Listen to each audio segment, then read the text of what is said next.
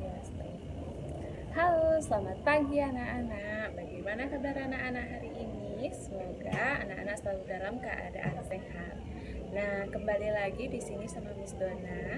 Hari ini kita akan belajar mengenai tema 3, subtema 2. Nah, sama seperti subtema 1, anak-anak di subtema 2 juga akan mempelajari berbagai macam pelajaran seperti Bahasa Indonesia, PKN, IPS, dan SPDP. Nah, mari kita belajar bersama-sama. Sekarang yang pertama yaitu bahasa Indonesia. Untuk bahasa Indonesianya kita akan belajar mengenai cara-cara membuat iklan. Nah, sebelum anak-anak belajar membuat iklan, coba diingat kembali cara membuat iklan yang baik dan yang efektif. Nah, iklan itu menggunakan bahasa yang singkat dan jelas. Iklan juga memiliki sasaran atau target konsumen yang jelas. Nah, iklan menggunakan kalimat yang utama, di mana nantinya kalimat itu akan mampu menarik minat dan perhatian dari konsumennya. Nah, beberapa hal yang harus anak-anak perhatikan pada saat membuat iklan adalah yang pertama, coba anak-anak perhatikan gambar penjelasan di samping, yaitu anak-anak harus membuat layout atau tata letak yang sederhana. Nah, yang kedua, anak-anak membuat gambar yang menarik dan kreatif. Dan yang ketiga, membuat iklan dengan kalimat yang singkat dan jelas, akan tetapi dapat menarik minat atau perhatian dari pembacanya. Nah, yang keempat atau yang selanjutnya adalah tentunya anak-anak harus membuat iklan yang menggunakan bahasa yang mudah dimengerti sehingga mereka tertarik dan mampu atau mau membeli produk yang anak-anak tawarkan. Nah, itu dia langkah-langkah dalam pembuatan iklan. Nah, selanjutnya adalah Miss akan menjelaskan mengenai iklan media elektronik. Nah, yang selanjutnya kita akan membahas mengenai iklan pada media elektronik. Nah, iklan pada media elektronik sendiri adalah iklan yang disampaikan melalui media cetak maupun media elektronik yang memiliki ciri-ciri tersendiri. Nah, ciri-ciri iklan pada media elektronik antara lain adalah 1. Disampaikan secara elektronik. Nah, maksudnya itu dalam bentuk audio, yaitu iklan yang hanya dapat didengar. Contohnya adalah radio. Dan yang selanjutnya adalah video dan audio, yaitu iklan yang dapat dilihat dan dapat didengarkan. Selain itu juga dapat dilengkapi dengan teks. Contohnya adalah iklan yang ada di televisi. Yang kedua, disampaikan dalam waktu yang singkat. Yang ketiga, menggunakan bahasa yang formal atau non-formal. Sedangkan yang keempat, menggunakan kalimat yang singkat dan padat. Nah, dan yang kelima, menggunakan intonasi yang tepat serta gaya bahasa yang mudah dipahami dan persuasif. Tentunya anak-anak sudah mengerti apa yang dimaksud dengan kalimat persuasif. Nah, itu dia tadi kita sudah mempelajari mengenai bahasa Indonesia, yaitu mengenai ciri-ciri iklan pada media elektronik dan cara-cara anak-anak memperagakan media dari elektronik tersebut.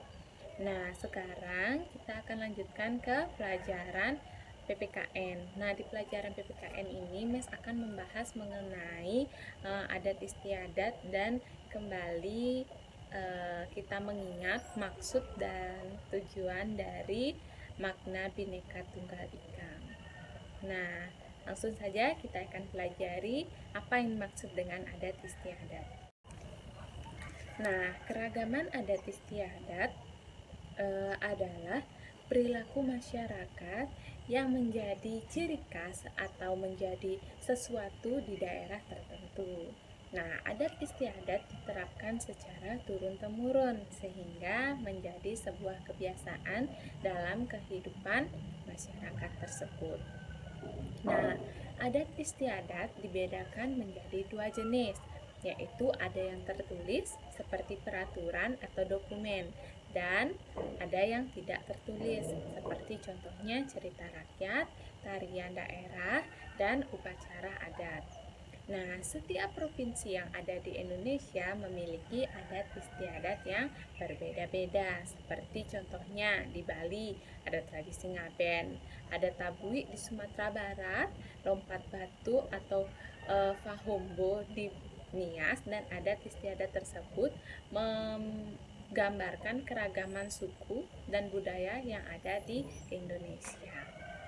Nah, meskipun memiliki adat dan budaya yang berbeda, masyarakat Indonesia diharapkan tetap saling menghormati dan menghargai satu sama lainnya untuk tetap menjaga persatuan dan kesatuan. Nah, ada beberapa alasan mengapa kita harus melestarikan kebudayaan kita. Di antaranya yaitu sebagai berikut. Yang pertama, agar kebudayaan kita tidak hilang. Jika kita melestarikan kebudayaan yang dimiliki dan selalu ingat, maka kebudayaan tersebut tidak akan hilang. Tetapi jika kita tidak melestarikannya, maka lama-kelamaan kebudayaan yang kita miliki akan hilang dengan sendirinya, karena semakin banyak nenek moyang atau generasi yang sudah tua yang akan meninggal. Nah, di mana generasi muda pun tidak akan menghiraukan kebudayaan yang sudah kita miliki. Yang kedua, agar generasi muda mengetahui dan mengenal kebudayaan yang sudah dimiliki. Yang ketiga, agar kebudayaan kita tidak diambil oleh negara lain, di mana kebudayaan kita harus benar-benar kita jaga dan agar tidak diambil oleh negara lain. Nah, jika kita tidak menjaga dan melestarikan kebudayaan kita, mereka beranggapan bahwa kebudayaan ini itu yang ada di negara kita sudah tidak dilestarikan lagi dan sudah tidak kita hiraukan, maka kebudayaan tersebut akan diambil dan dilestarikan oleh negara yang mengambil atau yang mencuri kebudayaan kita. Nah, dan yang terakhir, agar kita dapat memberikan informasi kepada masyarakat yang belum mengetahui keragaman yang ada di Indonesia. Selain itu juga keragaman berfungsi sebagai identitas suatu bangsa dan negaranya. Nah, itu dia tadi penjelasan mengenai adat istiadat dan manfaat dari kita melestarikan kebudayaan yang ada di Indonesia. Nah, sekarang kita akan membahas mengenai semboyan Bhinneka Tunggal Ika. Nah, anak-anak pasti sudah mengetahui apa yang dimaksud dengan Bhinneka Tunggal Ika. Nah, sekarang kita akan mempelajari sedikit mengenai semboyan dari Bhinneka Tunggal Ika. Nah, Bhinneka Tunggal Ika memiliki arti berbeda-beda tetapi tetap satu jua.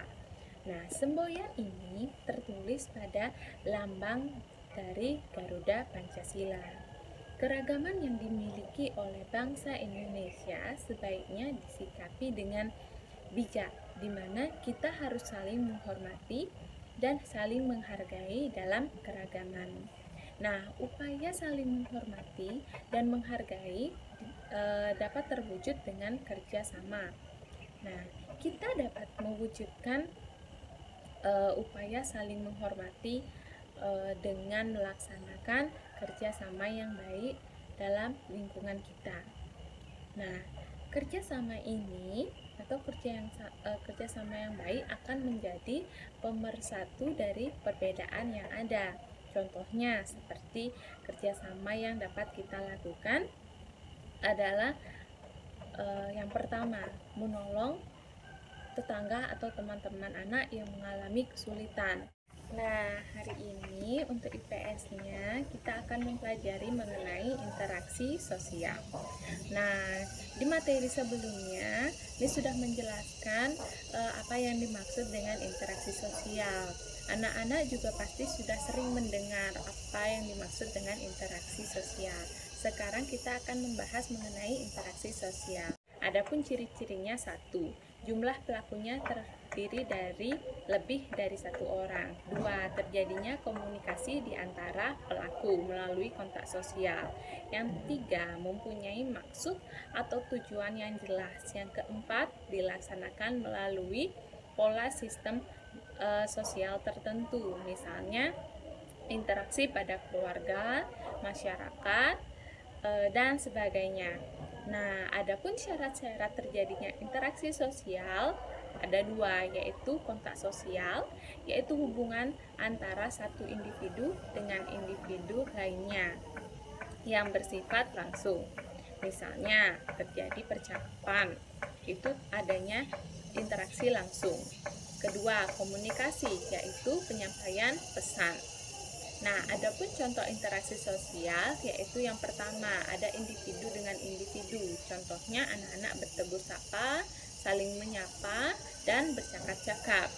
Yang kedua, interaksi kelompok dengan kelompok. Yang ketiga, interaksi individu dengan kelompok.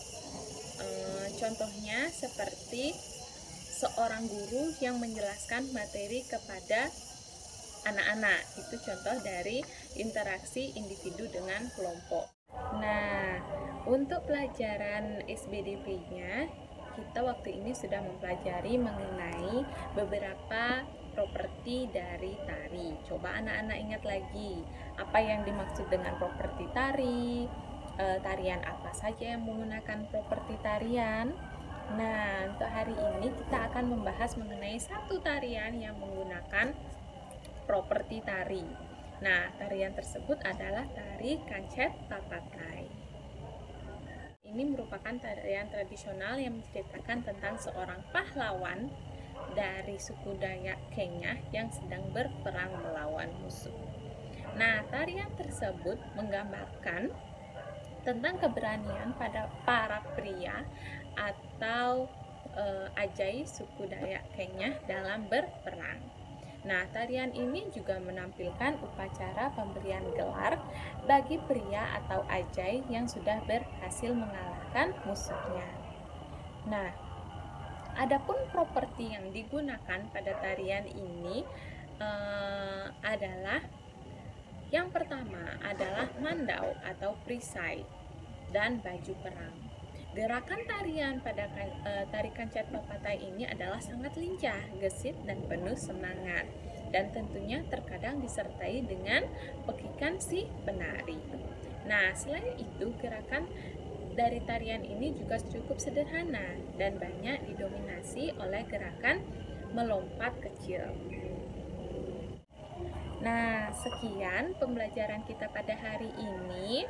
Tadi kita sudah mempelajari mengenai bahasa Indonesia, PPKN, IPS, dan yang terakhir ada kita pelajari mengenai SBDP-nya. Nah, sekian dulu video pembelajaran hari ini. Jika ada yang anak-anak ingin tanyakan, boleh ditanyakan sama Miss langsung.